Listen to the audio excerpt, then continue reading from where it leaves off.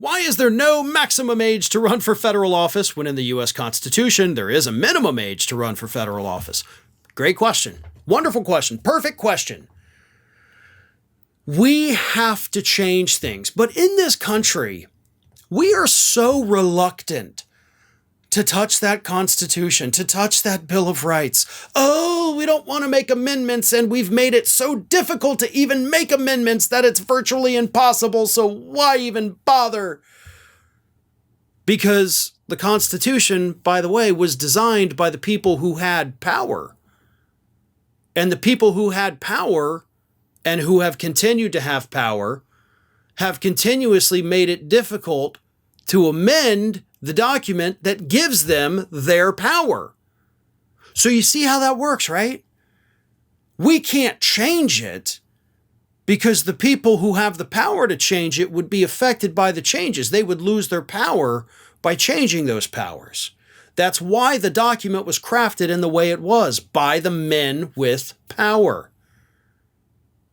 And it's stayed that way through all this time. Now, maybe, as some of these dinosaurs, leave office, or some of them, even move on past this world, maybe we can get some younger folk in there. Maybe we can get some people who understand that we cannot just have these, octogenarians and possibly even nonagenarians running this country.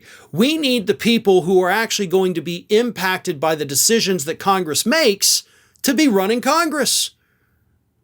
We need non-millionaires to be making decisions about the rest of our financial security. We need people who have struggled. We need people that have gone in to buy groceries and have their debit card declined because they didn't have enough money. Those are the people I want serving in government, because those are people who have suffered. Those are people who understand the plight of average Americans. I've been there. I've had my debit card declined. I've been unable to buy prescription drugs because I simply can't afford it. I've been there. And I want people who understand that to be representing me in Congress instead of these, trust fund babies or these millionaires who just decided to get into politics late in life after you'd made $120 million.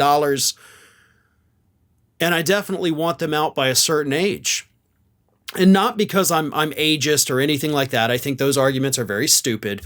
But I do think that we need new people.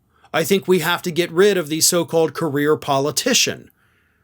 And I also understand that science clearly tells us that as we age, especially when we hit those 70s and 80s, our brains do not function like they used to. I'm not saying that they all have dementia or a disease like Alzheimer's or anything, but your cognitive abilities do start to decline. That is human nature. That is science. That is biology. And maybe we ought to make our laws based on fact instead of, we don't want to hurt the old people's feelings. Sorry, sometimes feelings have to get a little bit hurt in order for us to do what's right in this country.